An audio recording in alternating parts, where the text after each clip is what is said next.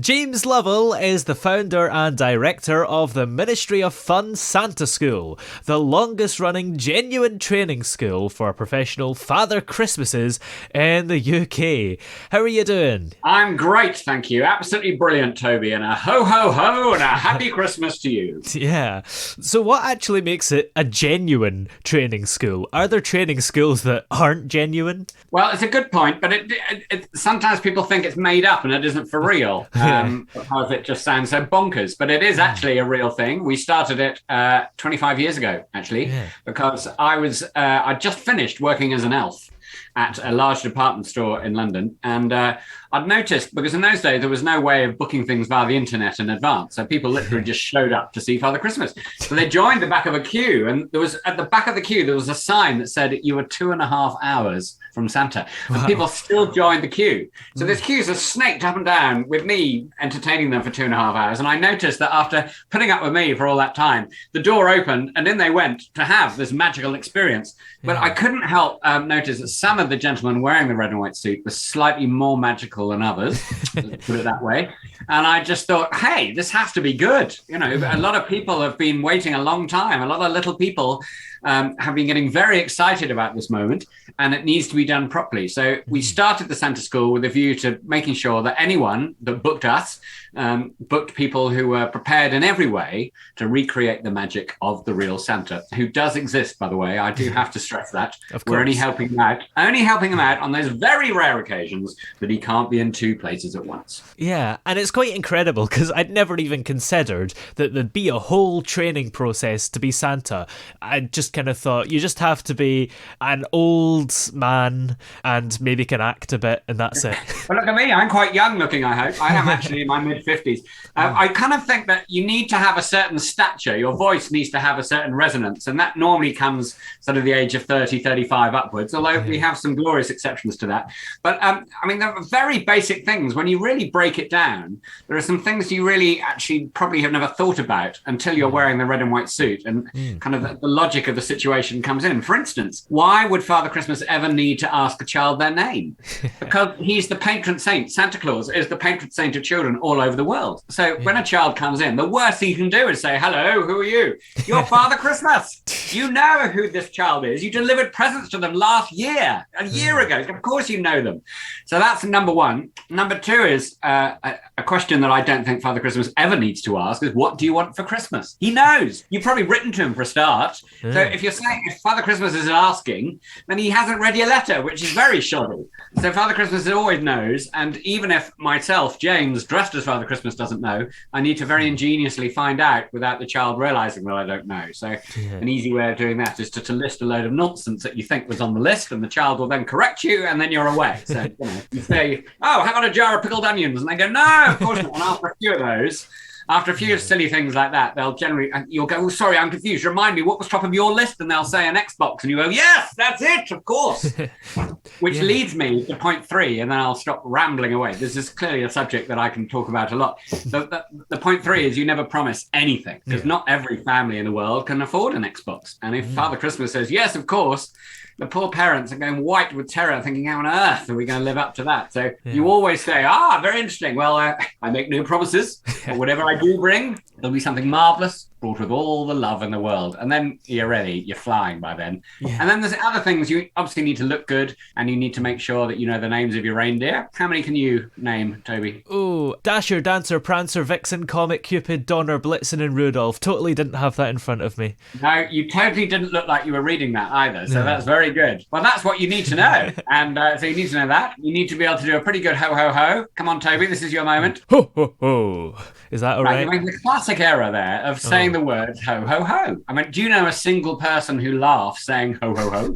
No. No, you just don't do it. It sounds loony. So what you've got to do is laugh in a way that suggests the ho, ho, ho. So you reach down to your tummy, which is padded if necessary. Luckily, I still need padding. And you reach down and you go, ho, ho, ho! Ho, ho, ho! Good. You sounded a little bit ill then, but I think, there's hope for you. It's the flu So season. those are just a few things we look at, as well as just the general thing of when a child comes to see Santa, they might be very excited, which is brilliant, and they might be charming and lovely, but sometimes they can be very naughty, and sometimes they can be absolutely gobsmacked and freeze in absolute awe and wonder, unable to say a word. So the conversation is quite one-sided then, but you've got to make it feel natural, and confidence is very important. It's very rare that you have an audience so close to you, an audience of one standing a foot away from you, who is expecting to meet somebody magical who can improvise, be funny, be jolly, know what they want for Christmas, and generally give them a magical experience. It's it is a challenge.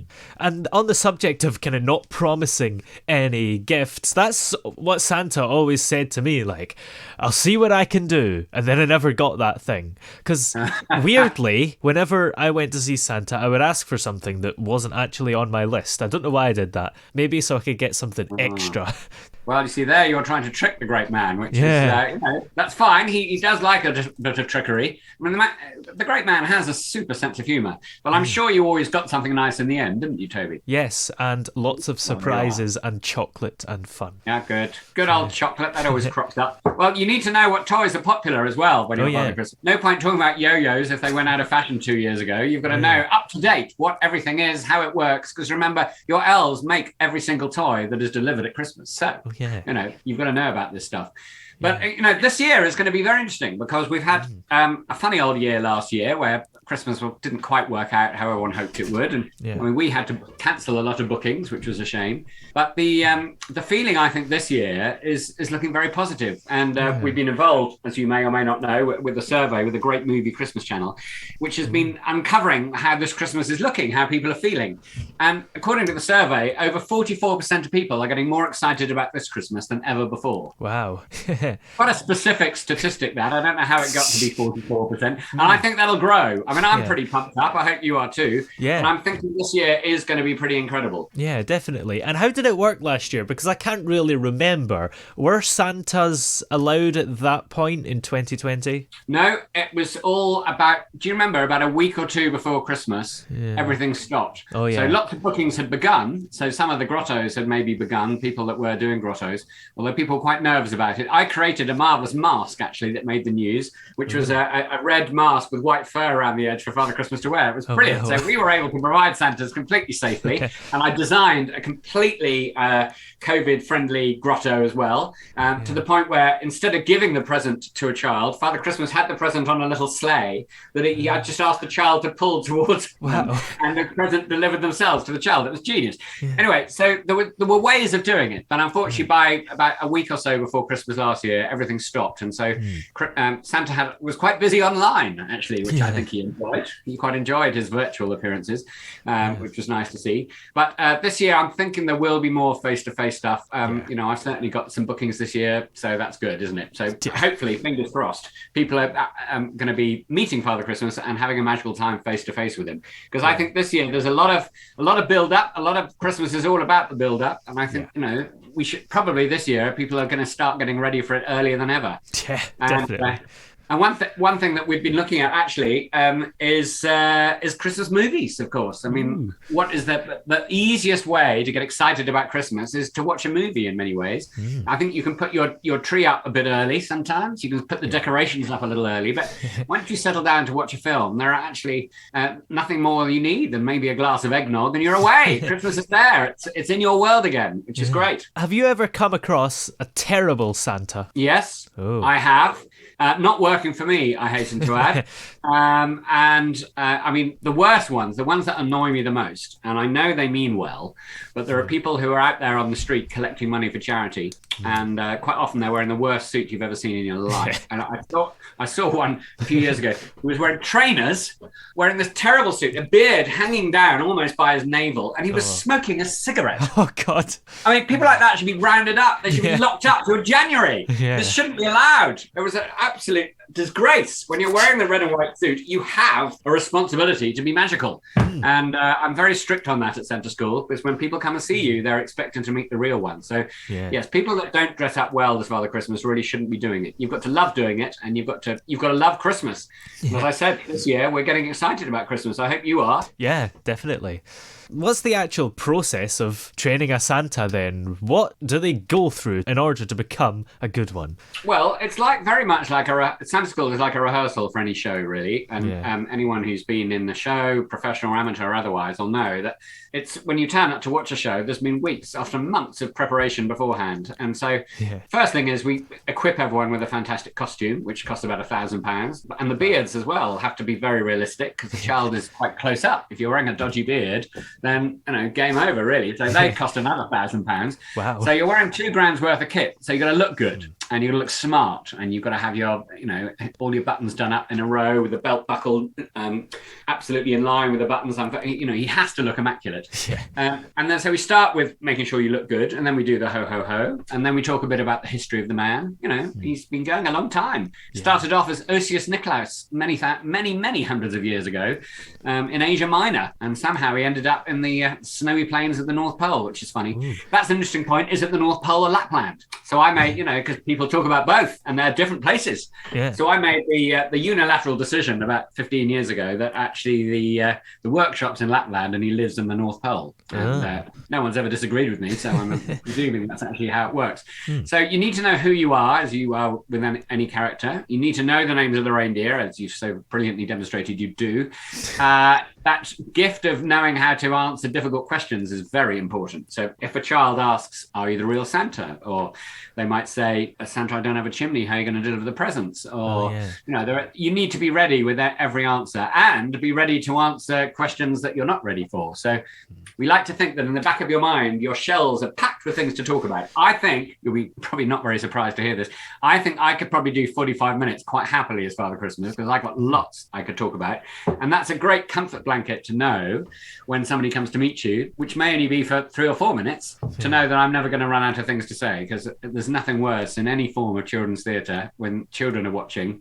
There's nothing worse than running out of material. So, they will let you know pretty soon that they're not impressed. So you need to be ready and you need to be equipped to deflect and take conversations where you need to take them. And you also need to know how to end the conversation. That's important. You don't want to chuck the child out of your grotto, so you've got to end it in a very natural way. And that's where the reindeer are very useful, because as I'm talking to you now, I suddenly, I just heard a little tap on the roof. I think that was a hoof. It was a hoof on the roof. I think I've got to go feed the reindeer.